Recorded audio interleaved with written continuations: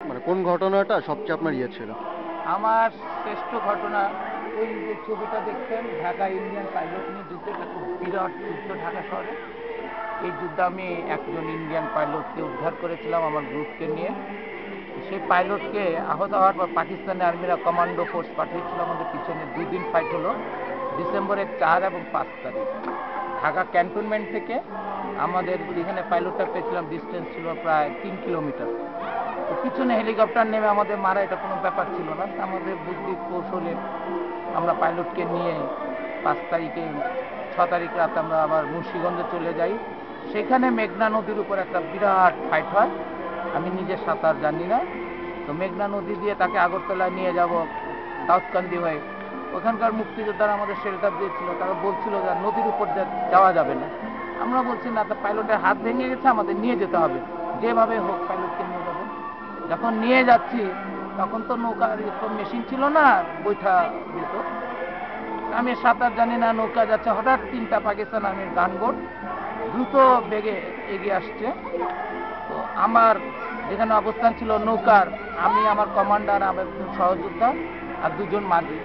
তো এইখান থেকে প্রায় 40 গজ দূর থেকে পাকিস্তান আর্মি উর্দুতে বলতে এ বোট থামাও, ফেরো নেই গুলি কর দেঙ্গা। আমরা তো ডুবা হয়ে গেছি। আমি তো সাঁতার জানি না, পানিতে পড়লে মরবো, তারপরও আবার গুলি করলে তো নৌকা উড়ে যাবে।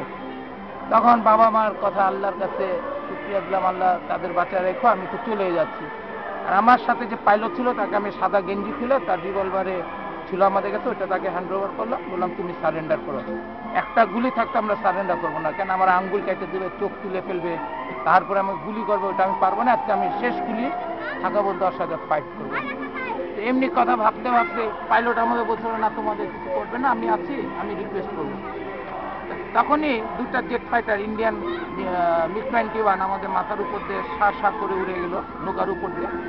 পাইলট চিৎকার দিয়ে বললো, Indian pilot, those are my boys, তারা আবার ঘুরে আসবে। বলতে বলতে ঠিকই 2টা ফাইটার আবার ঘুরে এসে আমাদের নৌকার উপর দিয়ে বোম্বিং করলো তাদের গানবোটের উপর। 2টা গানবোট সাথে সাথে ডিস্ট্রয় হয়ে আগুন জ্বলে নদীর মধ্যে ডুবন্ত অবস্থা আছে। সেখানে কেউ ওই MMG নিয়ে, কেউ LMG নিয়ে ছিল, তার ওইভাবে জ্বলছে। তো ওখানে মেজর বিল্লাল ছিল, 13 জন অফিসার মারা গিয়েছিল। মেজর বিলালই 25শে মার্চ বঙ্গবন্ধুকে গ্রেফতার করেছিল তার বাসা থেকে। আরও অফিসার ছিল। তো আমাদের অস্ত্র ছিল কিন্তু গুলি ছিল না। তখন আমার কমান্ডারকে বলেছিলাম যে তুমি ডুব দিয়ে ওদের কাছে যে হাতিয়ারগুলি তুলো। আমার কমান্ডার তখন ওই ডুব দিচ্ছিল, ডুব দিয়ে ওই গানবোট, একদিকে আগুন জ্বলছে আর এদিকে ডুবন্ত গানবোটে ডুব দেয়, যখন অস্ত্র তুলে দেখে রক্ত এবং মেয়ের চুল আঁচল ভাসছে। ওদের সাথে কিছু মহিলা ছিল, তারাও ডুবে ওখানে মরে গেল। সে কাহিনীটা আমার সবসময় পীড়া দেয়। আরেকটা কাহিনী পীড়া দেয় 16ই ডিসেম্বর সারেন্ডারের সময়, যখন আমি আমার কমান্ডার মেজর খালেদ মোশাররফের সাথে কাছাকাছি অবস্থানের থেকে নিয়াজির সারেন্ডার পর্বটা দেখি।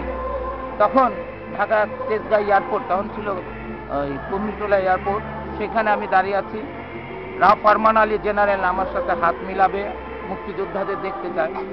যখন মেজর হায়দার আমাদের দেখালো যায় এই বাচ্চা ছেলেটাই আমার হাতে কমান্ডো ট্রেনিং নিয়েছে, তখন দেখলাম নিয়াজি সারেন্ডার করার কয়েক মিনিট আগে আমার দিকে খুব হতাশার চেহারা নিয়ে আমাদের তাকিয়ে আছে। আমিও তখন তাকে বলছি, শুয়োরের বাচ্চা, তোকে যদি মারতে পারতাম আমার জীবন ধন্য হতো। হাতে অস্ত্র ছিল কিন্তু ক্ষমতা ছিল কম। তখন আমার কমান্ডার এবং ইন্ডিয়ান ব্রিগেডের সাবেক সিং, যার আন্ডার আমরা ছিলাম, নিষেধ ছিল। তো যাক, নিয়াজিকে যখন আমরা এয়ারপোর্ট থেকে ঢাকা সরওয়ার্দী উদ্যানে নিয়ে আসবো সারেন্ডার করার সময়, তখন এই মানুষ ভিড় হয়ে তাকে টানা হেঁচড়া করে ছিঁড়ে ফেলবে, আমরা নিতে দিই নাই। আমরা চাচ্ছি যে ইন্টারন্যাশনালি আমাদের বাঙালিদের একটা বিকাশ ঘটুক, একটা দুর্ধর্ষ আর্মি আমাদের কাছে সারেন্ডার করছে। যখন সরওয়ার্দীতে যাচ্ছি, তখন ওই সরওয়ার্দে ঢোকার সময় আমার কমান্ডার মেজর খালেদ মোশাররফ বলছিল, তোমার বাসা তো এখানে, তো একটা 2টা চেয়ার একটা টেবিল দরকার। আমি গেলাম পাশে ঢাকা ক্লাব, ওখানে গেলেই তো আমরা চেয়ার টেবিল পাবো। বা তাড়াতাড়ি দৌড় যাও, দেখো ওখানে কাকে পাও, চেয়ার টেবিল নিয়ে আসো।